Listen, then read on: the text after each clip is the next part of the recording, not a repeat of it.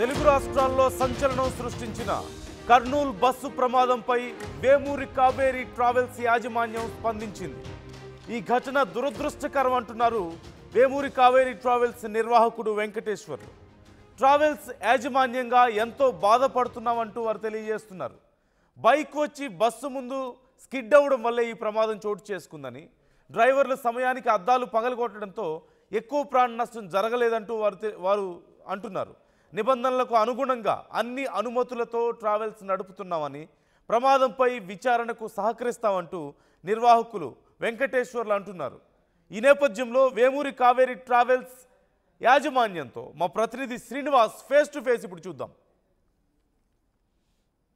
కర్నూలు వద్ద జరిగినటువంటి బస్సు ప్రమాదంలో కూడా 20 మంది మృతి, అంటే 19 మంది ప్రయాణికులు, ఒక బైకర్ కూడా మృతి చెందిన సంఘటన అయితే రాష్ట్ర వ్యాప్తంగా కూడా చర్చనీయాంశమైంది. దానికి సంబంధించి వి కావేరీ సంబంధించినటువంటి వాల్వో బస్సు ఈ ప్రమాదానికి గురి కావటం, దానికి గల ప్రధాన కారణాలు కూడా పోలీసులు అన్వేషిస్తున్నారు. ఒక నిర్ధారణకైతే కూడా రావడం జరిగింది.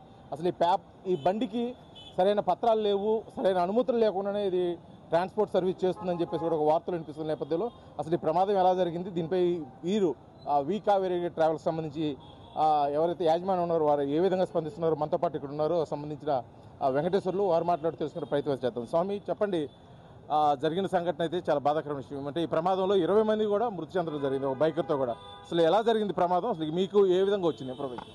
మాకు వచ్చే విషయం ఏంటంటే, కల్లూరు దగ్గర రాగానే, కల్లూరు దాటంగానే చిన్నటేకూర ఏదో ఉంది, ఆ ఊరు దగ్గర రాగానే బైకరు సడన్గా అడ్డం వచ్చేసాడు.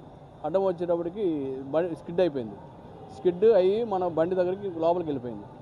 అక్కడ ఈ పెట్రోల్ ట్యాంక్ పగిలిపోయి మోటార్ సైకిల్ది ఫైర్ అంటుకుంది. అంటుకోవటం వలన ఈ డోర్స్ పైపులు ఉంటాయి కదా, ఆటోమేటిక్ పైపులు, అవి ఆ పైపులు కూడా కట్ అయిపోయినాయి, ఆ వేడికి కట్ అయిపోయినాయి. కట్ అయ్యడం వల్ల మెయిన్ డోర్ ఓపెన్ అవ్వలేదు. మా ఎగ్జిట్ డోర్ ద్వారా బయటికి లాగారు, కొట్టారు, కొంచెం హ్యామర్స్తో కొట్టి బయటికి తీశారు జనాలు. జరిగిన ప్రమాదము మోటార్ సైకిల్ హిట్ అంటే గుద్దంగానే బస్ డ్రైవర్ అయితే ఎవరున్నారో అతను సుమారు ఒక 200 మీటర్లు బండిని ఈడ్చుకోవడం, నెగ్లెక్ట్గా డ్రైవింగ్ చేయడం వల్ల ఈ ప్రమాదం జరిగింది. మంటలు వ్యాపించిన అన్నట్టే ప్రయాణికుల్ని అలర్ట్ చేస్తే ఇంకా ప్రమాదం తగ్గే అవకాశం ఉందని చెప్పేసి కూడా అంటున్నారు. ఇందులో వాస్తవం ఎంత?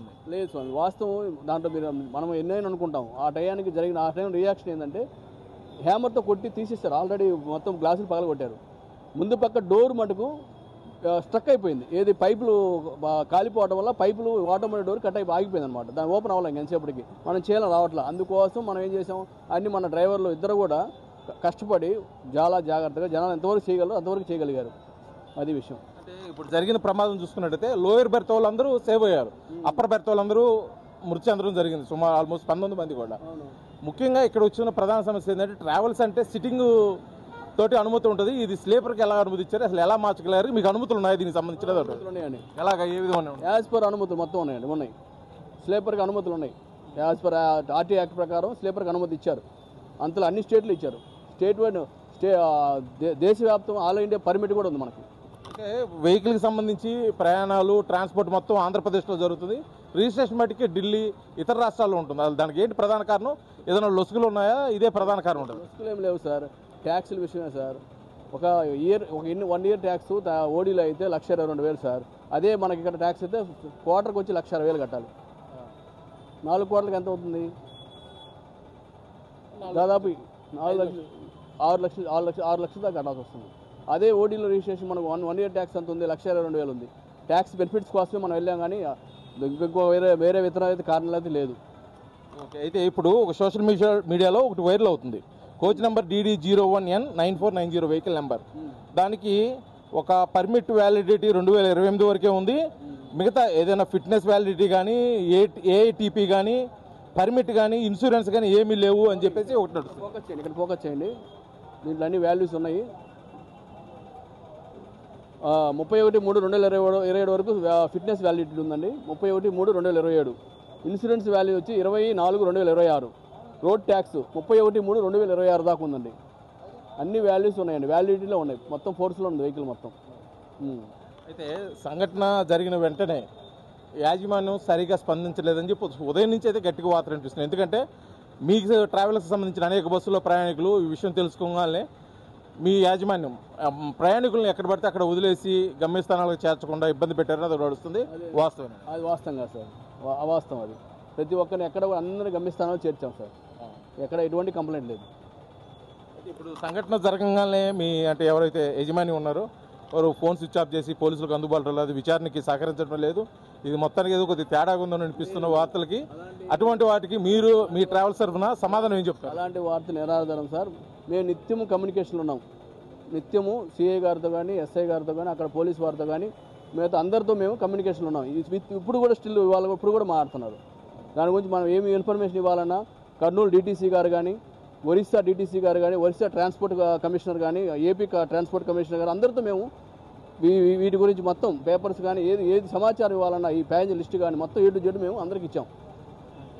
చివరిగా ఒక మాట చెప్పండి, జరిగిన ఆ ప్రమాదం వెనుక ట్రావెల్స్ అంటే మీ డ్రైవర్ అయితే ఏమో కానీ మీ యాజమాన్యం అయితే నిర్లక్ష్యం లేదు అంటారా? 100% లేదు సార్. ఎటువంటి వైలేషన్ చేయలేదు సార్. అంటే కాదు, సరిపోయింది ఒకరు ఇద్దరు కాదు కదా, సుమారు 19 మంది చింతిస్తున్నాం. దానికి మేము మా యాజమాన్యం అందరం మేము చింతిస్తున్నాం. ఎటువంటి జరగాల్సిన సంఘటన కాదు, విచారకరమైన సంఘటన. షాక్ గురయ్యాం మేమైతే. ఏంటంటే ఓన్లీ ఆ బైక్ వల్లనే మేము ఈ యాక్సిడెంట్ జరిగిందని మేమైతే అనుకుంటున్నాం. పోలీసులు ఏం చెప్పారండి విచారణ? పోలీసులు కూడా అదే ఫస్ట్ ప్రాథమిక విచారణ అయితే అదే చెప్తున్నారు. ఇంకా ముందు ఏదైనా విచారణతో ఏమిటి తెలియదు విషయం అయితే అది. ఇది జరిగిన సంఘటన అయితే చాలా బాధాకరం. దానికైతే మేము ట్రావెల్స్ యాజమాన్య తరఫున మేమైతే ఖచ్చితంగా చింతిస్తున్నాము. కాకపోతే దీని మీద వస్తున్నటువంటి రూమర్లు అంటే యాజమాన్యం నిర్లక్ష్యం, అదేవిధంగా డ్రైవర్ నిర్లక్ష్యంగా వ్యవహరించడం వల్లే జరిగిన ప్రమాదంగా ఇస్తుంది. దీంట్లో వాస్తవం లేదు. దీనికి కావాల్సిన అన్ని అనుమతులు అంటే ట్రాన్స్పోర్ట్కి సంబంధించిన, అదేవిధంగా వెహికల్కి సంబంధించిన అన్ని పర్మిట్లు, అన్ని అనుమతులు కూడా మా దగ్గర ఉన్నాయి.